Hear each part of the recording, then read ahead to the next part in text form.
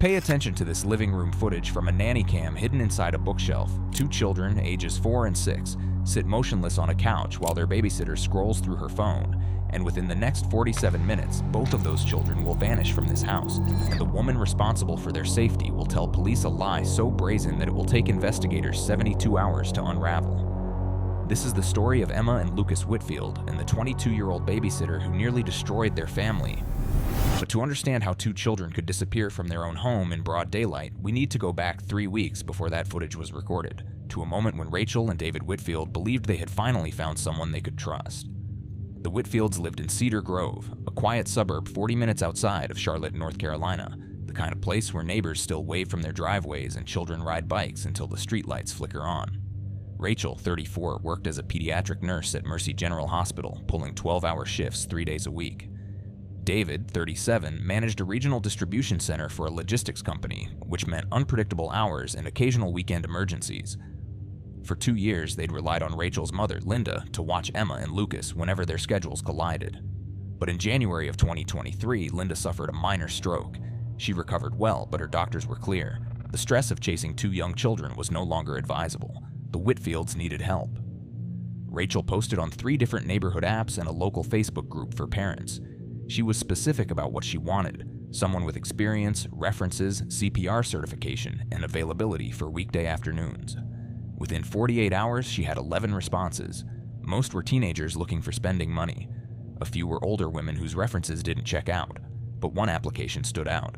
Megan Holloway was 22, a graduate of Central Piedmont Community College with an associate degree in early childhood education. She'd worked at a licensed daycare center for 18 months before leaving to pursue private childcare, which she said allowed her to give children more individualized attention. She provided 3 references, all glowing. She had current CPR and first aid certifications. Her background check came back clean. Rachel interviewed her on a Tuesday afternoon while the kids were at preschool. Megan arrived 10 minutes early, dressed professionally, and answered every question with confidence. She talked about developmental milestones, age-appropriate activities, and the importance of routine. She mentioned that she was saving money to eventually open her own in-home daycare. David met her the following weekend. He was equally impressed. On February 6, 2023, Megan Holloway began working for the Whitfield family. Her rate was $18 an hour, and her schedule was Monday through Thursday from 1 p.m. until Rachel or David returned home, usually around 6:30 p.m. For the first 3 weeks, everything seemed perfect. Emma, who was shy around new adults, warmed to Megan almost immediately. Lucas, more rambunctious, responded well to her calm but firm approach. Megan sent photos throughout the afternoon, the kids doing crafts, playing in the backyard, eating the healthy snacks Rachel had prepared. She cleaned up after activities. She followed the household rules about screen time. She even started a small garden project with Emma, planting seeds in paper cups on the windowsill. Rachel told her sister that hiring Megan was the best decision we've made in years. David told a co-worker that they'd finally gotten lucky. Neither of them knew that Megan Holloway had been fired from that daycare center, not because she wanted to pursue private childcare, but because a parent had complained about her leaving children unattended. Neither of them knew that one of her 3 references was her own cousin using a fake name. Neither of them knew that Megan was $23,000 in debt, mostly from online gambling, and that she'd been borrowing money from a man named Derek Vance, a man with a criminal record for fraud and theft. And neither of them knew that on February 27th, the Monday that would change their lives forever, Megan Holloway had no intention of spending the afternoon watching their children. She had other plans. The Whitfield home sat at the end of a cul-de-sac on Maple Ridge Drive, a 4-bedroom colonial with a fenced backyard and a 2-car garage. Like many families with young children, Rachel and David had installed a basic home security system when they moved in. Motion sensors on the doors, a keypad by the front entrance, and a single outdoor camera pointed at the driveway. What Megan didn't know, what almost no one knew, was that 6 months earlier, after a string of package thefts in the neighborhood, David had installed a second camera. This one was hidden inside a decorative bookshelf in the living room, positioned to capture the front door, the main hallway, and most of the living room itself. It was a nanny cam, though David had never thought of it that way. He'd bought it to catch a porch pirate. He'd forgotten to tell Rachel he'd installed it. And he certainly never mentioned it to Megan. That camera, a compact device disguised as a row of fake books, recorded continuously to a cloud server. It had a 7-day storage loop. Unless someone logged in to check the footage, it simply recorded over itself every week. On February 27th, that camera captured everything. At 12:47 p.m., 13 minutes before Megan was scheduled to arrive, Rachel left for her shift at Mercy General. She kissed both kids, reminded them to be good for Megan, and told Lucas that if he finished his vegetables at dinner, they could watch a movie before bed. She locked the front door behind her. The security system shows her car pulling out of the driveway at 12:49 p.m. At 1:03 p.m., Megan's silver Honda Civic pulled into the driveway. She entered through the front door using the code Rachel had given her, 4729. The nanny cam captured her setting down her purse on the kitchen counter, greeting the kids, and turning on the television in the living room. For the next hour and 12 minutes, the footage shows exactly what you'd expect from a normal afternoon. Emma and Lucas watched an animated movie. Megan sat on the couch, occasionally glancing at her phone. At 2:15 p.m., she made them a snack, apple slices and cheese crackers, arranged on the small plastic plates Rachel kept in the lower cabinet. But at 2:31 p.m., Megan's phone buzzed with a text message. The camera couldn't capture what the message said, but investigators would later recover it from her phone records. It was from Derek Vance. The message read, 30 mins. Don't be late or I'm coming to you. Megan's posture changed immediately. She stood up from the couch, walked to the window, and looked out at the street. Then she turned back to the children. The nanny cam captured what she said next, though her voice was faint. Hey guys, I need to run a quick errand. You're going to stay here and watch your movie, okay? I'll be right back. Emma, 4 years old, looked up from the screen. Mommy says we're not supposed to be alone. You won't be. Alone, Megan said. I'm just going to the mailbox. I'll be right outside. Don't open the door for anyone, okay? I'll be back in 10 minutes.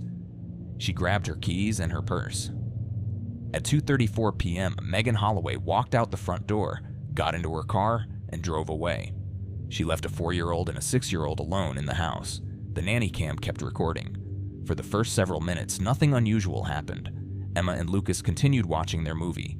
Lucas got up once to get a drink of water from the kitchen, standing on his tiptoes to reach the dispenser on the refrigerator door. Emma talked to one of her stuffed animals. They seemed unaware that anything was wrong. At 2:41 p.m., 7 minutes after Megan left, someone knocked on the front door. The camera captured both children turning toward the sound. Emma clutched her stuffed rabbit. Lucas stood frozen near the couch. The knock came again. Megan said, "Don't open it," Emma whispered. Lucas, being 6 and therefore believing himself to be essentially an adult, walked toward the door. Maybe it's Mommy. Maybe she forgot something. Mommy has a key, Emma said. But Lucas was already at the door. He was too short to see through the peephole. He stood on his tiptoes, trying to reach, and then he did something that would haunt his parents for years. He unlocked the door. The footage shows the door swinging open. A figure steps inside, a man wearing jeans and a dark hoodie. His face is partially obscured by the hood and the angle of the camera, but his build is clear. Tall, broad-shouldered, moving with purpose. The man said something to Lucas. The audio is too faint to make out the words. But whatever he said, Lucas stepped back. The man entered the house fully. The door closed behind him. For the next 4 minutes and 23 seconds, the camera recorded a scene that investigators would later describe as methodical and practiced. The man didn't rush. He didn't panic. He spoke to the children calmly, keeping his voice low. At one point, he crouched down to Emma's level, and she stopped crying. At 2:45 p.m., the man took Emma's hand. Lucas followed behind, clutching his sister's other hand. They walked out the front door together. The nanny cam captured the door closing behind them. Emma and Lucas Whitfield were gone. Megan Holloway returned to the house at 3:22 p.m., 48 minutes after she'd left, not the 10 minutes she'd promised. She'd driven to a parking lot behind a strip mall to meet Derek Vance, who was pressuring her about the $4,700 she owed him. The conversation had turned heated. She'd promised to pay him by the end of the month. He told her that wasn't good enough. When she walked back into the Whitfield home, she expected to find 2 children watching television. Instead, she found an empty house. The TV was still on. Emma's stuffed rabbit was lying on the floor near the couch.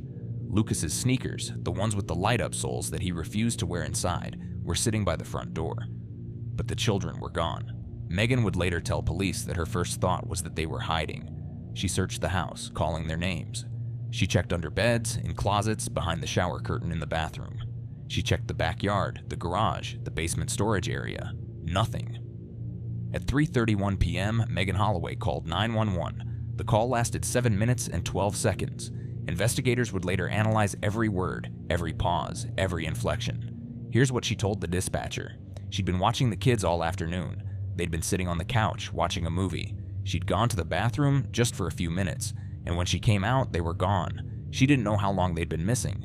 She didn't know where they could have gone. She was freaking out. When the dispatcher asked if anyone else had been in the house, Megan said no. When the dispatcher asked if the doors had been locked, Megan said yes.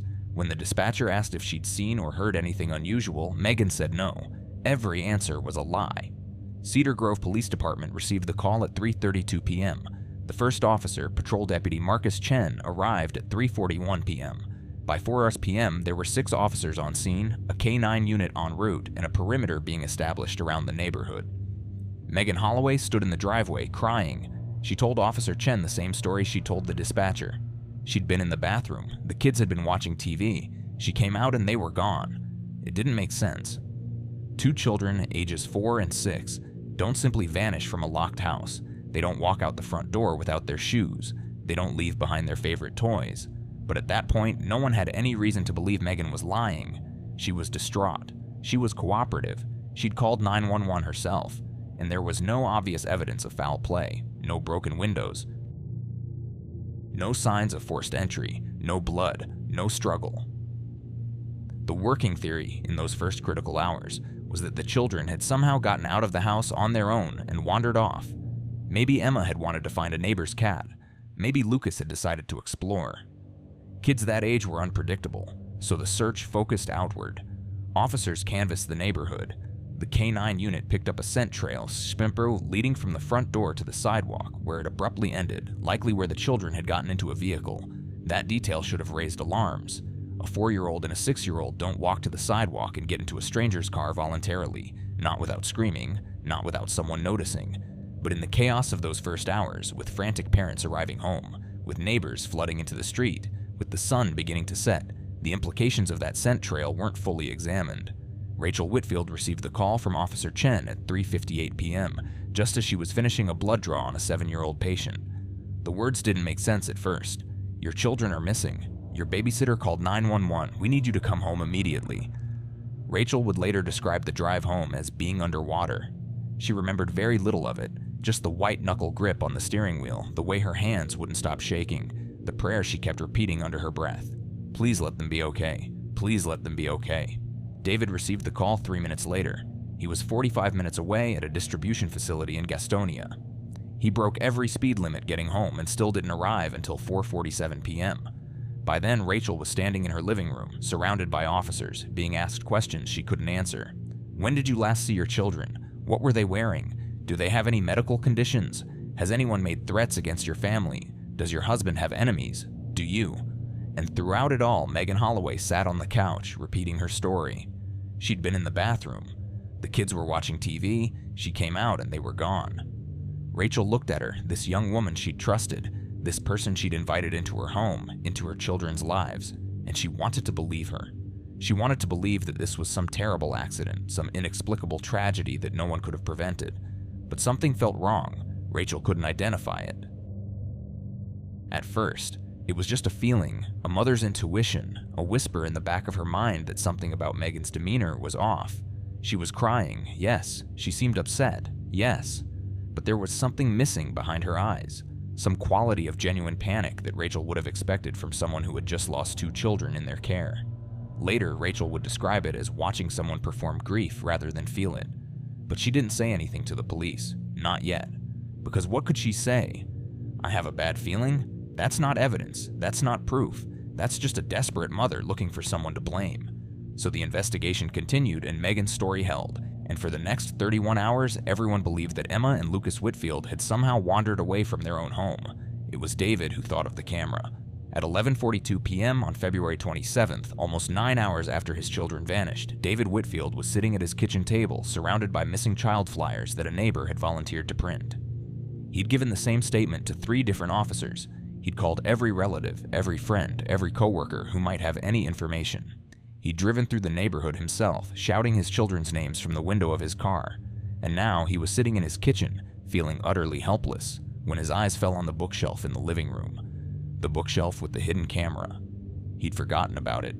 In the chaos of the afternoon, in the nightmare of the evening, he'd completely forgotten that the camera was there, that it had been recording everything, that the footage might still be stored on the cloud server. David stood up so quickly that he knocked over his chair. Rachel looked at him, confused. What is it? The camera, David said. The nanny cam. I put it in the bookshelf 6 months ago. I forgot to tell you. I forgot to tell anyone." He grabbed his laptop and logged into the security app. His hands were shaking so badly that he mistyped his password twice. The footage loaded slowly. The app's interface was clunky, designed for casual users who wanted to check on their front porch, not for parents desperately searching for their missing children. But eventually, the timeline appeared. David scrolled back to 12:47 p.m., Rachel leaving for work. Then 1:03 p.m., Megan arriving. Then the afternoon playing out exactly as Megan had described, except at 2:34 p.m., David saw something that made his blood run cold. He watched Megan Holloway stand up from the couch. He watched her say something to the children. He watched her grab her purse and her keys and walk out the front door. She didn't go to the bathroom. She left. She left his children alone. And then at 2:41 p.m., David watched a stranger knock on his front door. He watched Lucas open it. He watched a man in a dark hoodie walk into his house. And he watched that man lead Emma and Lucas out the front door, hand in hand, into whatever nightmare awaited them. David Whitfield called 911 for the second time that night at 11:57 p.m. His voice, captured on the emergency recording, was barely recognizable, a mixture of rage and terror and desperate hope. "I have footage," he said. "I have footage of who took my kids. She lied. The babysitter lied. Someone came into my house and took my children, and she lied about everything." The dispatcher asked him to stay on the line. Officers arrived at the Whitfield home at 12:14 a.m. on February 28th. By 12:30 a.m., Detective Sergeant Maria Vasquez had taken over the investigation. By 1 a.m., she had watched the footage 17 times. The man in the footage was not immediately identifiable. His face was never fully visible to the camera. But his build, his posture, the way he moved, these were details that could be analyzed, compared, matched. And Megan Holloway's lies were now documented, undeniable, preserved in high-definition video. At 1:47 a.m., Detective Vasquez knocked on the door of Megan Holloway's apartment. Megan answered in pajamas, her eyes puffy from crying, or from whatever she'd been doing for the past several hours. She looked surprised to see police officers at her door again. "Ms. Holloway," Detective Vasquez said, "we need to have another conversation, and this time I'd suggest you tell us the truth." What happened next would unfold over the course of the next 70 hours. It would involve cell phone records, financial investigations, a second man named Derek Vance, and a trail of evidence that led investigators to an abandoned warehouse 17 miles from Cedar Grove. But the turning point, the moment that cracked the case open, was a hidden camera that a father forgot he'd installed, and the lie that a babysitter thought no one would ever catch. The interrogation of Megan Holloway began at 2:15 a.m. in interview room 3 of the Cedar Grove Police Department. Detective Vasquez conducted the interview with Detective Paul Morrison as secondary. The session was recorded on both video and audio, standard procedure for cases involving missing children. For the first 47 minutes, Megan maintained her original story. She'd been in the bathroom. The kids were watching TV. She came out and they were gone. Detective Vasquez let her talk. She asked clarifying questions. She nodded sympathetically. She said things like, "I understand," and that must have been terrifying. She gave Megan every opportunity to tell the truth on her own terms. Megan didn't take any of those opportunities. At 3:02 a.m., Detective Vasquez placed a laptop on the table and pressed play. The footage showed Megan walking out the front door at 2:34 p.m., leaving 2 children alone in the house. Megan's face went white. "Would you like to revise your statement?" Detective Vasquez asked. What followed was a textbook example of incremental confession, the process by which a suspect slowly reveals the truth, piece by piece, often minimizing their involvement at each stage. Megan admitted she'd left the house, but only for a few minutes, just to get some air. She had a headache. She needed a break. Detective Vasquez showed her the GPS data from her phone, which placed her at a strip mall parking lot 3.2 miles away for over 40 minutes. Megan admitted she'd driven somewhere, but she was just running a quick errand. She didn't think anything bad would happen. The kids were fine when she left. Detective Vasquez asked what errand she was running. Megan said she had to pick up a prescription. Detective Vasquez asked which pharmacy. Megan couldn't name one. At 3:41 a.m., Detective Vasquez introduced a new piece of information. They'd pulled Megan's text messages from the previous week. They knew about Derek Vance. They knew about the $4,700 debt. They knew about the threatening messages he'd been sending. And they knew that at 2:31 p.m., Derek had texted her, "30 mins, don't be late or I'm coming to you." Megan started crying again, but this time the tears seemed different. Less performative, more genuinely afraid. "He told me I had to meet him," she said. "He said if I didn't come, he'd come to me. I couldn't let him come to the house. I couldn't let him see the kids. I thought I'd just be gone for 10 minutes. Detective Vasquez leaned forward. Who is Derek Vance, Megan? And finally, the story started to make sense. Derek Vance was 31 years old. He'd grown up in Charlotte, dropped out of high school at 16, and accumulated a criminal record that included 2 counts of fraud, 1 count of theft, 1 count of assault, and a dismissed charge of intimidation that was pled down from extortion. He was also Megan's ex-boyfriend. They dated for 8 months, from March to November of 2022. During that time, Megan had borrowed $18,000 from him, money she claimed he'd offered freely, money he claimed was a loan with interest. After they broke up, Derek demanded repayment. When Megan couldn't pay, the demands escalated. He showed up at her apartment. He called her at all hours. He sent text messages that walked the line between threatening and technically legal. And when Megan got the job with the Whitfields, Derek saw an opportunity. He knew I was working with kids, Megan said in her interrogation. He knew I couldn't have him showing up at a client's house. He used it against me. Every time I fell behind on payments, he'd threaten to tell them about my past, about getting fired from the daycare, about everything. Detective Vasquez asked the obvious question. Did Derek take those children? Megan claimed she didn't know. She claimed she'd met Derek at the strip mall, given him $400 in cash, all she had, and begged him for more time.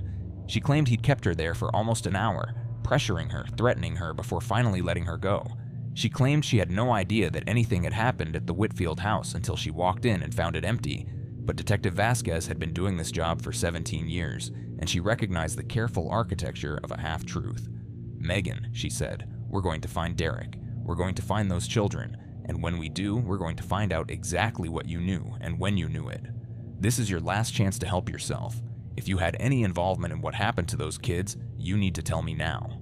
Megan Holloway looked at the laptop screen, still frozen on the image of a man in a dark hoodie leading Emma and Lucas out the front door. And she said something that would change the direction of the investigation entirely. I didn't know he was going to take them. I swear to God, I didn't know. He just said he needed to see the house. He said he wanted to know where I was working. He said if I left the door unlocked and gave him a few minutes alone, he'd forgive $2,000 of my debt. Detective Vasquez kept her expression neutral. The door was unlocked? Megan nodded, tears streaming down her face.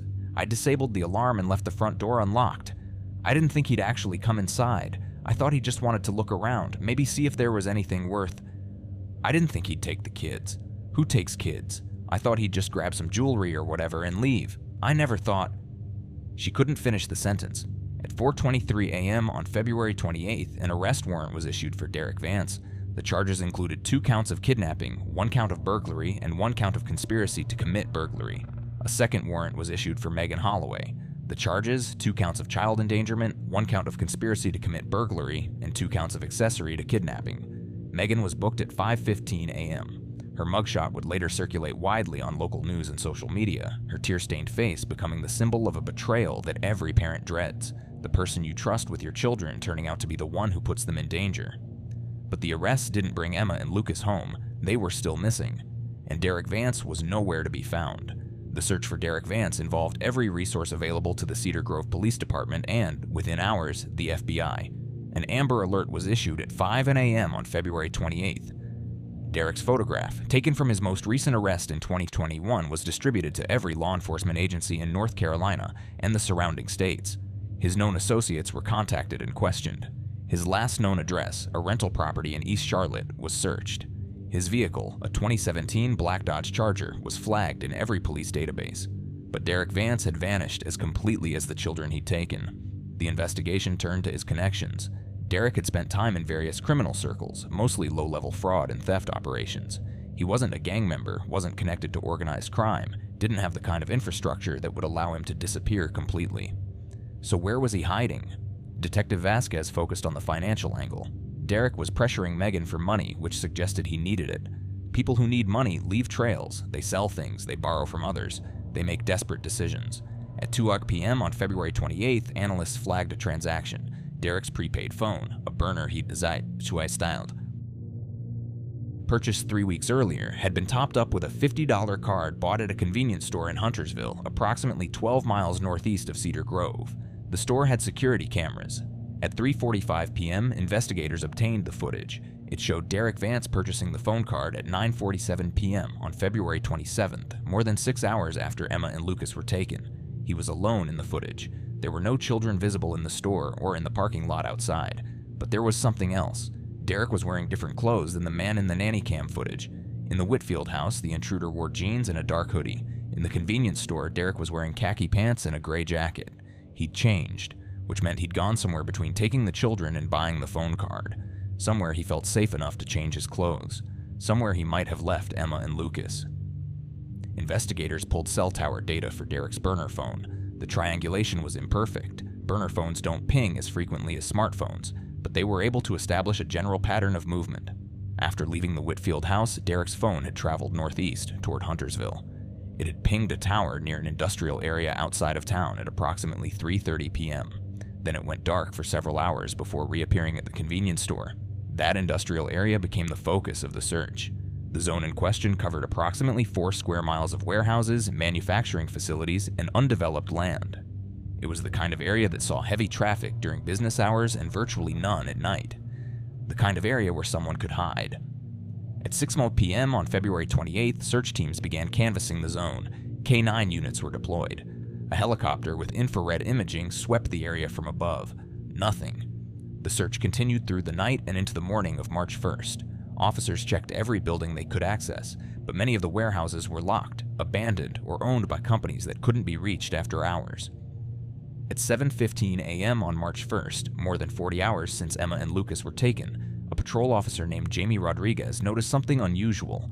She was driving past an abandoned textile warehouse on the eastern edge of the search zone when she saw tire tracks in the mud leading to a side entrance. The tracks were fresh, made within the last day or two, based on the moisture content of the soil. Officer Rodriguez called it in and waited for backup. At 7:34 a.m., a tactical team entered the warehouse. What they found inside would be described by first responders as a miracle wrapped in a nightmare. The warehouse had been abandoned for at least 3 years. Most of the interior was filled with rusted machinery, broken pallets, and accumulated debris.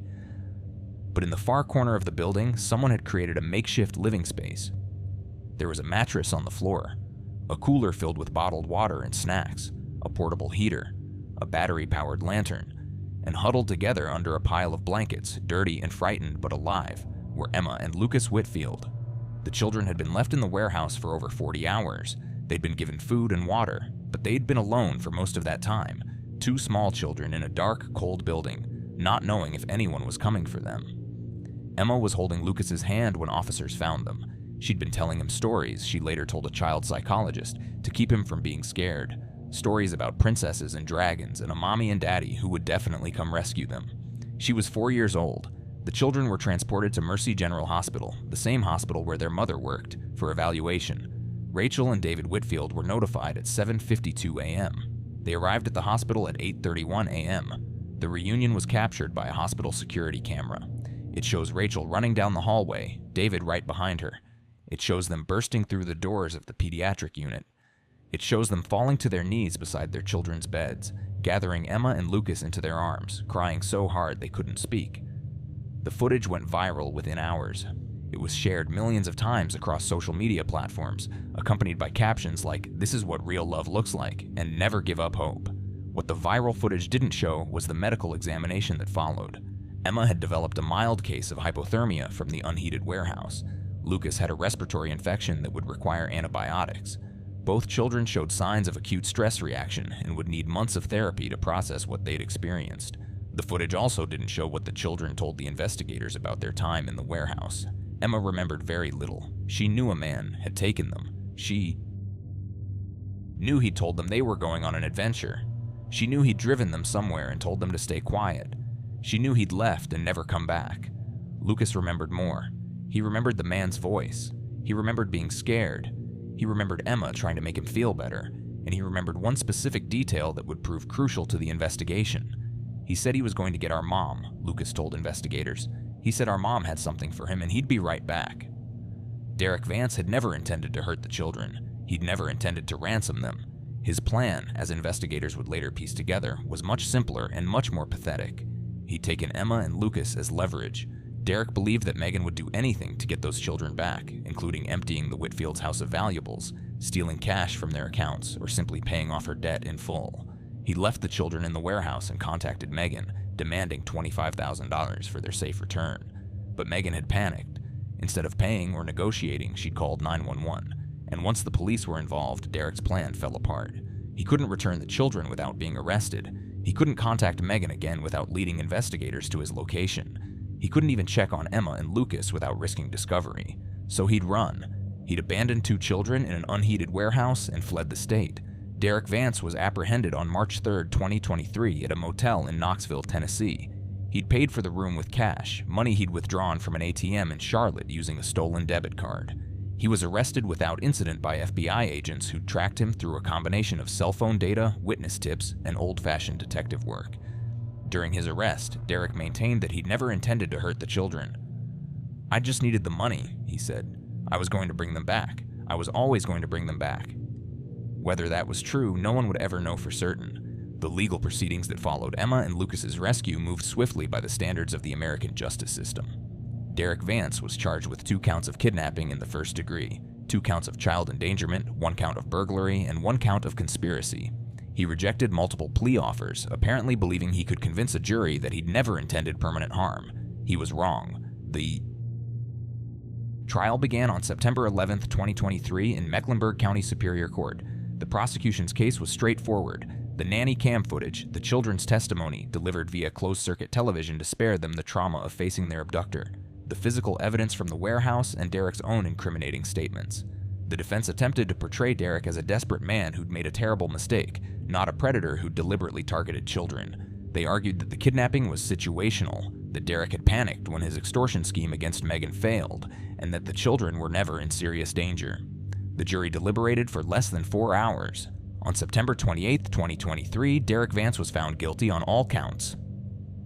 He was sentenced on November 15th to 47 years in prison without the possibility of parole. The judge, during sentencing, made a statement that was widely quoted in local media.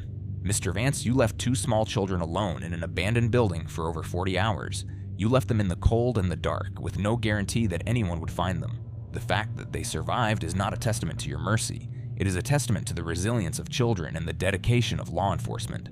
You are a predator who targeted the vulnerable, and society must be protected from you." Megan Holloway's case was more complicated. She was charged with 2 counts of child endangerment, 1 count of conspiracy to commit burglary, and 1 count of accessory to kidnapping. Her defense attorney argued that she'd been a victim herself, manipulated and coerced by Derek Vance, terrified for her safety, never intending for anyone to get hurt. The prosecution argued that Megan had made a series of deliberate choices that put 2 children's lives at risk. She'd lied on her job application. She'd left children alone in a house. She'd unlocked the door and disabled the alarm so that a criminal could enter. And when given multiple opportunities to tell the truth, she'd lied to protect herself. On December 4, 2023, Megan Holloway pleaded guilty to 2 counts of child endangerment and 1 count of accessory to kidnapping. The other charges were dropped as part of the plea agreement. She was sentenced to 12 years in prison with the possibility of parole after 7. During her sentencing hearing, Megan read a prepared statement expressing remorse for her actions. She said she'd made terrible choices and that she understood she damaged lives beyond repair. She apologized to the Whitfield family, though she did not look at them while she spoke. Rachel Whitfield submitted a victim impact statement that was read aloud by the prosecutor. It said in part, "We trusted you with the most precious things in our lives. We invited you into our home. We believed you when you said you cared about our children, and you repaid that trust by abandoning them, by lying to us, by enabling a criminal to take them from their own living room. My children have nightmares now. My daughter is afraid to be alone. My son asks again and again, why the nice lady let the bad man take them. You did this. Not Derek Vance alone, you. And I hope you think about that every single day for the rest of your life." The Whitfield family also filed a civil lawsuit against Megan Holloway, seeking damages for emotional distress, medical expenses, and ongoing therapy costs for Emma and Lucas. The case was settled out of court in February 2024 for an undisclosed amount, though legal analysts estimated the settlement at between $400,000 and $600,000, most of which would be paid through Megan's future earnings and any assets she might accumulate. But the lawsuits didn't end there. The Whitfields also filed suit against the online platform where they had first connected with Megan, arguing that the site had failed to properly verify the references and background information submitted by caregivers. That case is still pending, though it has attracted national attention as part of a broader conversation about the gig economy of childcare and the lack of meaningful oversight for babysitters and nannies who are hired through online platforms. The case also prompted legislative action. In May 2024, a North Carolina state representative introduced the Whitfield Children's Safety Act, which would require all professional childcare providers, including individual babysitters who work more than 10 hours per week, to undergo standardized background checks and reference verification through a state-run database. The bill is currently in committee. None of this, of course, could undo what happened to Emma and Lucas. In the months following their rescue, both children underwent intensive therapy. Emma, now 5, has made significant progress. She's returned to preschool, reconnected with friends, and begun to show the resilience that children often display after trauma. Her therapist describes her as remarkably adaptable, though she notes that Emma still has occasional nightmares and becomes anxious when separated from her parents. Lucas, now 7, has had a more difficult recovery. He struggles with feelings of guilt. The belief that if he hadn't opened the door, none of this would have happened. His therapist has worked with him extensively to understand that he was a child who made a decision based on incomplete information, and that the adults who should have protected him failed to do so. Both children have been told, in age-appropriate terms, what happened to them and why. They know that Megan made a mistake. They know that Derek was a bad man who is now in prison. They know that their parents love them and that what happened was not their fault. What they don't fully understand yet is the randomness of it all. The idea that their family's tragedy began because their grandmother had a stroke, because their mother posted on a neighborhood app, because a young woman with a gambling problem responded to that post, because an ex-boyfriend saw an opportunity for profit. The chain of events that led to Emma and Lucas being taken from their home was so mundane, so ordinary, so relatable to any parent who has ever needed help with childcare. And that's what made the Whitfield case resonate so powerfully with the public. This could have happened to anyone. Rachel Whitfield returned to work at Mercy General Hospital in April 2023, though she reduced her hours significantly. David took a demotion to a position with more predictable scheduling. They sold the house on Maple Ridge Drive and moved to a different neighborhood, one where Emma and Lucas wouldn't have to walk past the living room where they had been taken. The new house has a comprehensive security system. There are cameras in every room. The nanny cam that once sat forgotten in a bookshelf is now part of a network that David checks multiple times a day. They've hired a new caregiver for the children, a 53-year-old woman named Margaret Chen, who came with 15 years of verifiable experience and references that David personally called and visited. Margaret submitted to a criminal background check, a credit check, and a drug test. She agreed to regular unannounced visits from Rachel and David during work hours. She also agreed to never, under any circumstances, leave the children alone. The trust that was broken on February 27th, 2023 will never be fully restored. Rachel has said in interviews that she doesn't know if she'll ever feel completely safe leaving her children with anyone again. David has said that he checks the security cameras so often that it's become a compulsion, something he knows isn't healthy but can't stop doing. But they're trying, they're healing, they're moving forward, and they're grateful every single day that their children came home. There's a moment from the investigation that has stayed with Detective Vasquez. She's spoken about it in interviews and at law enforcement conferences, using it as a teaching example for other investigators. When she first watched the nanny cam footage, the full, unedited footage of Derek Vance entering the Whitfield home and leading 2 children away, she noticed something that didn't make it into most of the news coverage. In the footage, just before Derek takes Emma's hand, there's a moment where Emma looks directly at the camera. She couldn't have known it was there, hidden as it was inside a row of fake books. But she looks right at it, as if somehow sensing that someone, somewhere, would eventually see what was happening to her. Her expression in that moment is difficult to describe. It's not fear, exactly. It's not confusion.